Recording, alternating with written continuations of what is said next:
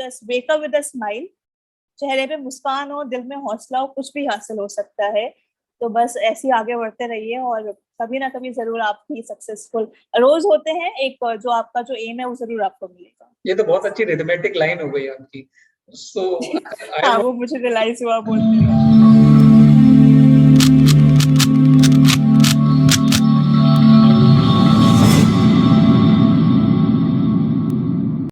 So Varna, a very heartwarming congratulations for this grand success in civil services exam.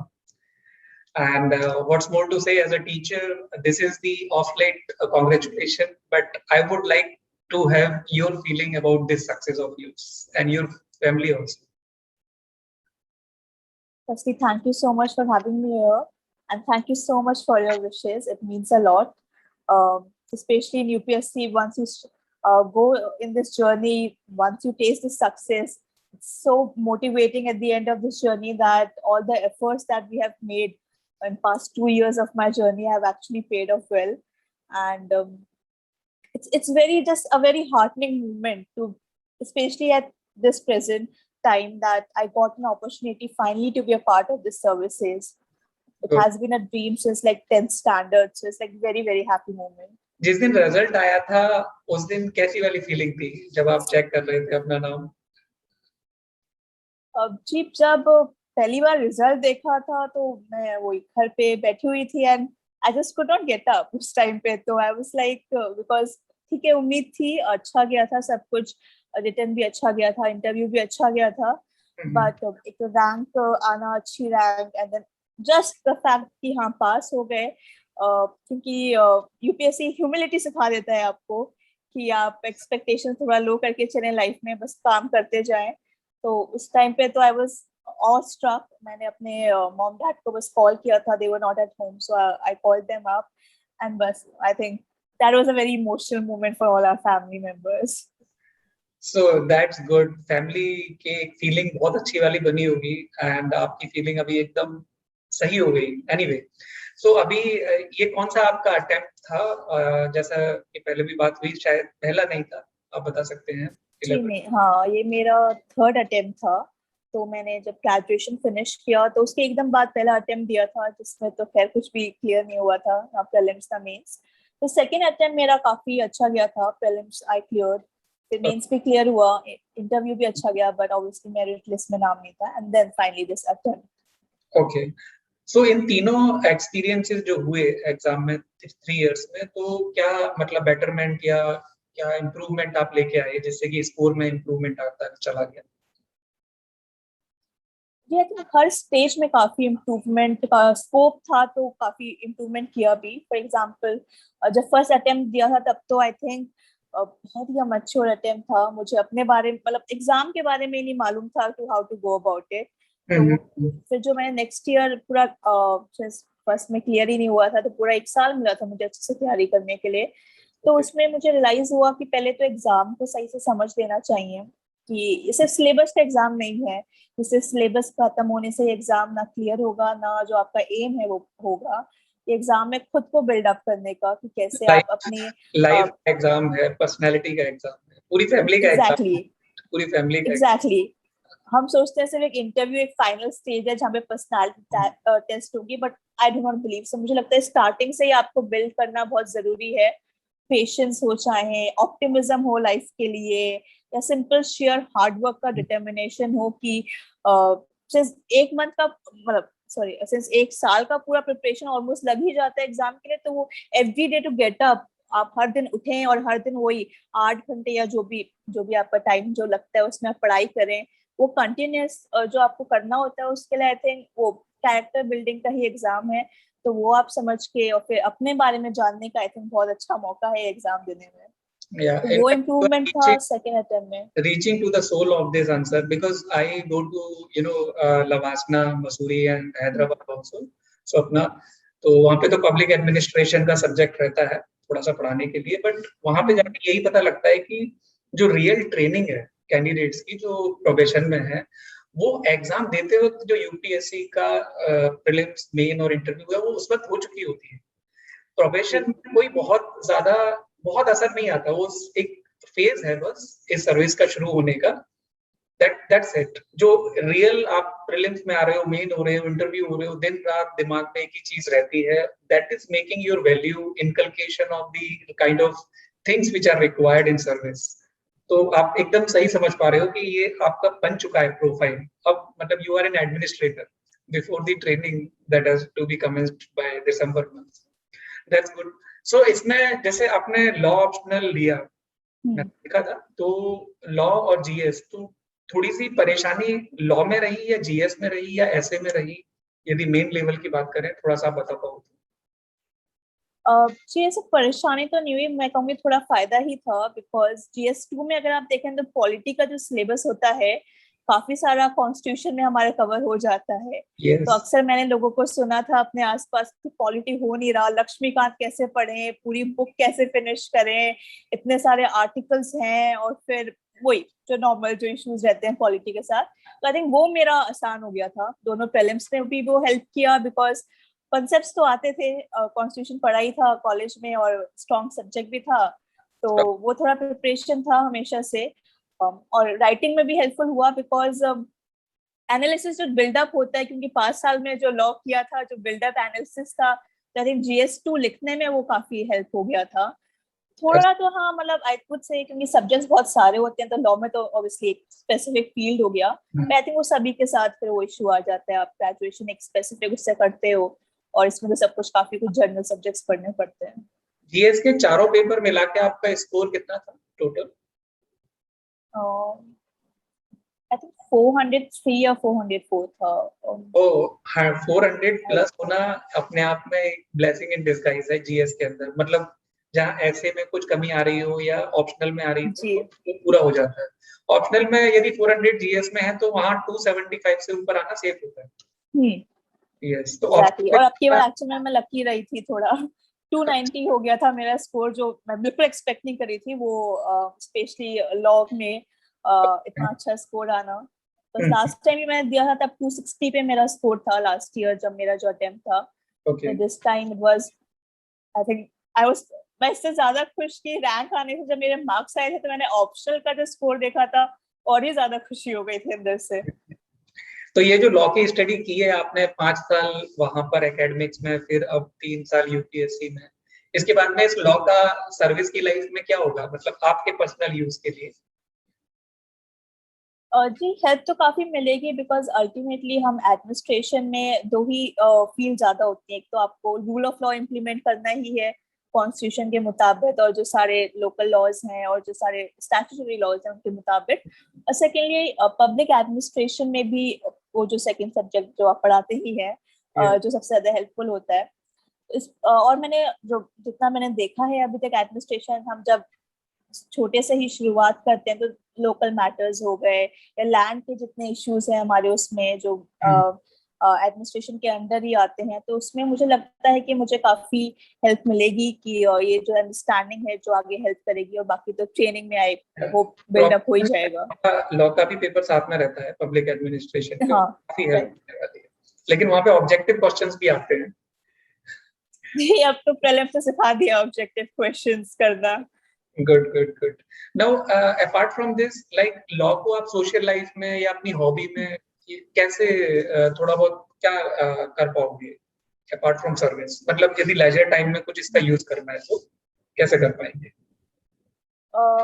देखिए एक तो मेरा हमेशा से रहा भी है, जो मैं ट्राई करती रहती हूँ, वो है कि लॉ हमें लगता है कि वर्ड्स का प्ले है। जो जनरल पब्लिक में ये धारणा सी है कि मतलब हम लोग लॉयर्स झूठ बोलते हैं या वर्ड्स के साथ खेलते हैं, लॉ समझ में नहीं आ सकता, कॉमन मैन के लिए नहीं है।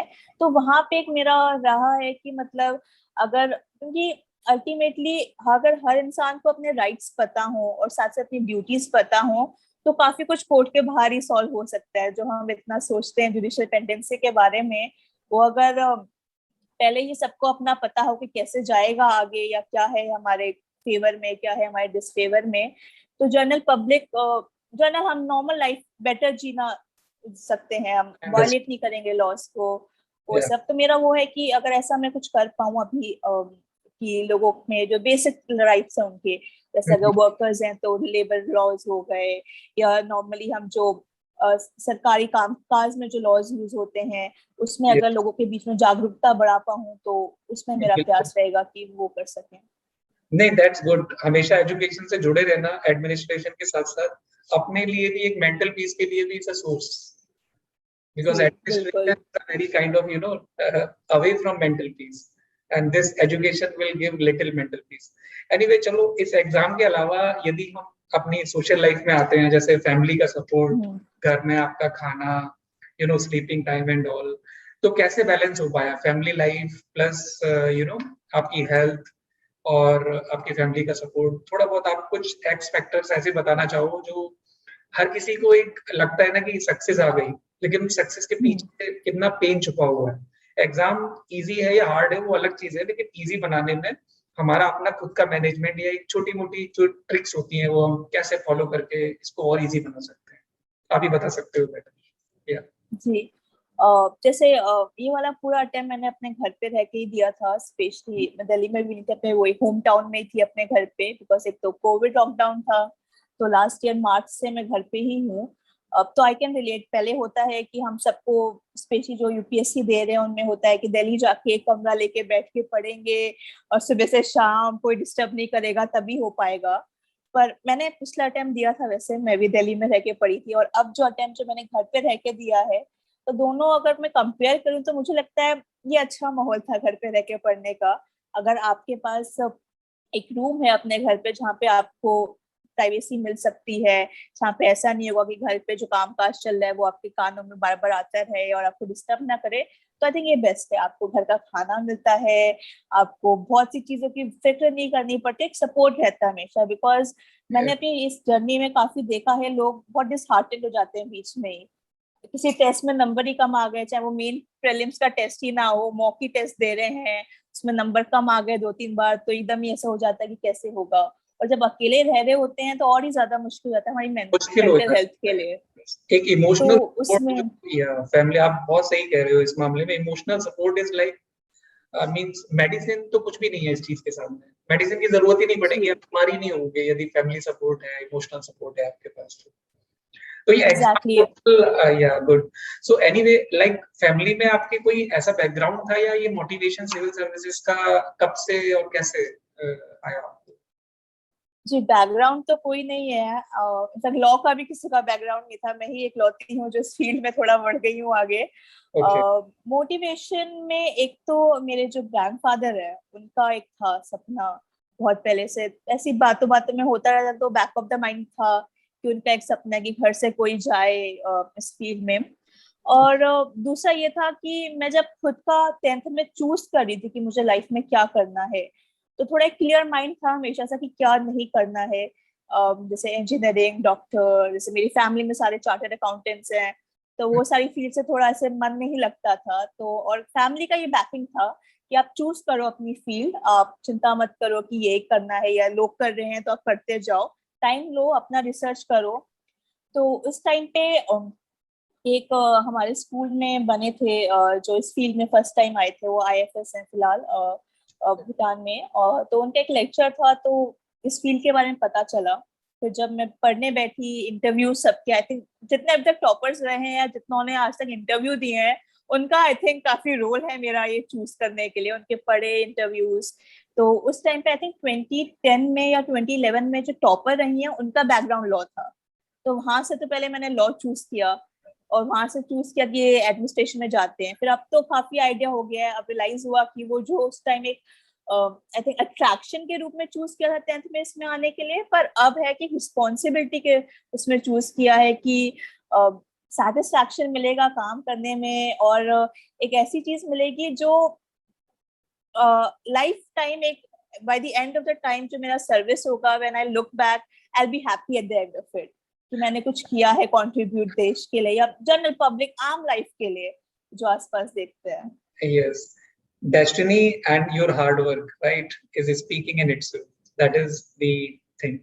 Anyway, now apart from this exam, social life, and kind of hobbies, at any point of time, did you feel that मेरे पास कुछ एक ऑल्टरनेटिव और होना चाहिए सिविल सर्विसेज के अलावा, कभी नहीं सोचा हो ऐसा आपने? हाँ, स्टार्टिंग में जब जैसे ग्रेजुएशन जब हम चूज करते हैं तो अक्सर ऐसी चूज करते हैं ताकि एक बैकअप रहे, क्योंकि यूपीएससी में टफ तो है ही, हम कितना विश्वास करके चले कभी कुछ भी हो सकता है। तो यही एक थोड़ा ये था कि लॉ भी इसलिए चूज किया था कि करियर पर्सपेक्ट्स अच्छे हैं, तो जस्ट इन केस नहीं हो पाया किसी वजह से तो I can always fall back upon. तो हाँ, मैं थोड़ा तो मानती हूँ कि एक फॉल बैक होना चाहिए, नॉट बिकॉज कि वो नेसेसरी है, बट बिकॉज जब प्रिपरेशन करते तो दिमाग में प्रेशर थोड़ा कम हो जाता है, प्रेशर कम, कि फिर एक फाइनल वाला नहीं रहता कि ये नहीं हुआ तो बस जिंदगी खत्म है, या जो जैसे मैं मजाक के लहजे में कह रही हूँ, पर मतलब जैसे कि एक फाइनल उसमें हम ले लेते हैं एग्जाम को कि क्लियर ही नहीं हो रहा, अब क्या करेंगे, कुछ है नहीं करने को, और क्योंकि सपना इतना ऊंचा देखते हैं आईएएस या ये सब बनने का कि किसी और जॉब में मन भी नहीं लगता है, निराशा होने लगती है। तो उस मामले में मुझे लगता है कि थोड़ा प्रेशर कम हो जाता है, तो इसलिए ग्रेजुएशन जो हम चूज करते हैं या कुछ फॉल बैक करियर ऑप्शन हो तो थोड़ा हेल्प करते हैं। Yes, I understand. We have lots of similar understanding about things. But anyway, this is all and well, so all when at last lead satisfaction, right? Ji So apart from this, anyway, बहुत सारे questions मैंने आपसे पूछ ली. Anything जो आप मुझसे कुछ पूछना चाहो तो? जी हाँ, मेरे को एक सवाल तो आई थिंक सबका क्यूरियोसिटी रहा ही है कि कैसे आप इस फील्ड में आए, एक जॉब को छोड़ के, वो भी सिंस पब्लिक एडमिनिस्ट्रेशन तो है ही, एक एडमिनिस्ट्रेटिव जॉब को छोड़ के स्टडीज के उसमें आना, तो क्या रिस्क था जो आपने ले लिया और फिर आप आ गए यहाँ पे? Anyway, actually बचपन से मतलब दोस्तों को पढ़ाना अपने ही जो मेरी क्लास के थे, फिर उसके बाद क्लासेस जैसे 12th क्लास खत्म हो गई तो एक फिजिक्स था जो मैंने पढ़ाना शुरू किया था पॉकेट मनी के लिए। फिर नौकरी हुई तो फिर नौकरी में जो मेरे सीनियर के बच्चे होते थे उनके घर में मैं जाके थोड़ा बहुत पढ़ाता था, वहां पे उनके घर में खाने को भी मुझे अच्छा अच्छा मिलता था। नहीं तो मैस होती है तो कब तक हम डिपेंडेंट हो सकते हैं। हाँ, तो फिर धीरे धीरे मतलब कहीं मेरे को ये नहीं पता था कि मेरे को सेटिस्फेक्शन क्यों नहीं, I was not having satisfaction in the routine job. कहीं ना कहीं अच्छी सी किताब पकड़ लेना, उससे मेरे को मेंटल पीस आता था। But lastly when I was in Delhi, I was due for some hard area posting, that became the spark. But उससे पहले कहीं ना कहीं मैं डिसाइड कर चुका था कि मेरे को कुछ ना कुछ पढ़ाना है। तो कुछ बड़े मेरे को असाइनमेंट मिले कॉलेजेस में, तो वहां पे मैं गया, and it is the kind of real strength I can say in the feedback of the audience, right? जो अब आज की डेट में जो स्टूडेंट्स हैं, आप लोगों का जो फीडबैक है, एक स्माइल है आपके फेस पे, तो वो मेरे लिए एक रियल ड्राइविंग फोर्स बन गई। देन इस प्रोफाइल को मैंने जब एक्सप्लोर किया तो मुझे समझ में आया, एंड देन लास्टली यहाँ पे मैंने एक कंपेशनेट ग्राउंड पे एप्लीकेशन डाल के any how I left the job. शुरू में थोड़ा सा मुझे लगा कि यस कुछ गड़बड़ ना हो जाए, कुछ गड़बड़ ना हो जाए। सपोर्ट भी कम आया सोसाइटी की साइड से, बट ऊपर वाले की किस्मत से और आपके और भी कई सारे लोग हैं जो मेरे साथ में थे, जो ऑडियंस बने, स्टूडेंट बने, उनके सपोर्ट से now this work has become a kind of blessing in disguise for me, real source of satisfaction, contentment in life। घर के जो सारे के सारे काम होने चाहिए, राइट, खर्चे हैं, सारा कुछ, एवरीथिंग इज वेल मैनेज्ड। इतना तो शायद मैं सर्विस में होता तो भी नहीं कर पाता। ये एक चीज हो गई। बट लास्ट में यही है कि मेरे अंदर जो टीचिंग थी ना, मैं आज अपने आप को समझ पा रहा हूँ कि मेरे शायद अंदर नेचुरल फ्लेम जो है ना, गॉड की तरफ से बनता है एक एनाटॉमिकल स्ट्रक्चर, वो टीचिंग से जुड़ा हुआ था। तो teaching is my hobby and this hobby is my work. So that way it happened. It is not best combination है आपके पास। Yes, so that is the way forward. But and I also say like every professional or every candidate कि आप कहीं ना कहीं थोड़ा थोड़ा ना एजुकेशन से जुड़े रहना। जैसे आपके भी बारे में जब मैंने बात की थी तो आप भी बता रहे थे कि कुछ बच्चों के लिए, गरीब बच्चों के लिए हम एजुकेशन वाला करेंगे, तो ये बहुत अच्छा लगा। और उसमें मेरे को ये भी रिकॉल आया सुपर 30 के बारे में, आपने भी सुना ही होगा। जी जी, एक अच्छा गेस्चर आया, तो we can do a lot, right? We together can do a lot for this education sector, and little difference if we can make, तो फिर बहुत अच्छा हो जाएगा। But anyway, आपकी सक्सेस है, it is like a celebration, a celebrating moment, right? और तो कुछ नहीं, अभी तो you are well for due for your another medical, एक preliminary medical तो हो गया होगा before training। Yeah, for December I think there will be another medical. तो थोड़ा सा अच्छा। रहना भी जरूरी है उस टाइम तक के लिए। नहीं बिल्कुल, योगा वैसे भी हॉबी है मेरी, तो वो तो फिटनेस तो दिमाग में रहता ही। Yes. ऐसे मैं ये कहना भी चाहूंगी प्लीज सबको, पढ़ाई करते रहिए पर प्लीज आप अपने लिए टाइम निकालिए। आज के टाइम में फिजिकल कुछ भी, आपको एक्सरसाइज का शौक है, भागने का शौक है, किसी स्पोर्ट्स का शौक है, प्लीज उसको साथ में रखिए, बहुत हेल्प मिलती है एंड में जाके।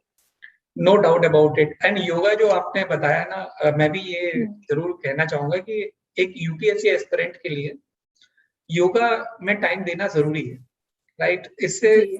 जो फोकस होता है ना, जो एग्जाम में बेसिकली या कहें हम्म, में स्टडी में, वो बहुत ज्यादा इम्प्रूव होता है। नहीं तो एग्जैक्टली। फिर क्या है कि बैठ के आप डीप ब्रीथिंग ही कर लें। डीप ब्रीथिंग तो हाँ, बहुत इम्पोर्टेंट है। बहुत इम्पोर्टेंट हो जाता है। And I can feel the vibes of yoga in it. It is giving enlightening effect, and it will be giving enlightening effect to the audience also. So I should say regard to your parents also, because they were also giving the exam along with you. Surely. Thank you so much for having me and for the wishes. और बस एक ही बात कहना चाहूंगी हर किसी से जो फिलहाल सुन रहे हैं, कि प्लीज कभी होप मत छोड़िए, प्लीज गिव अप मत करिए लाइफ पे। आपको समझ में नहीं आता, जो आज आपको एक एंड लगता है वो किसी एक ब्यूटीफुल जर्नी की बिगनिंग हो सकती है। तो just keep going in life every day, just wake up with a smile, चेहरे पे मुस्कान हो, दिल में हौसला हो, कुछ भी हासिल हो सकता है। तो बस ऐसे ही आगे बढ़ते रहिए और कभी ना कभी जरूर आप भी सक्सेसफुल रोज होते हैं, एक जो आपका जो एम है वो जरूर आपको मिलेगा। ये तो बहुत अच्छी रिथमेटिक लाइन हो गई आपकी। So I हाँ, वो मुझे रियलाइज हुआ बोलते वक्त। so okay, Varuna, thank you so much to take out this thank you. beautiful time. So bye bye for now. Good night. Bye, good night.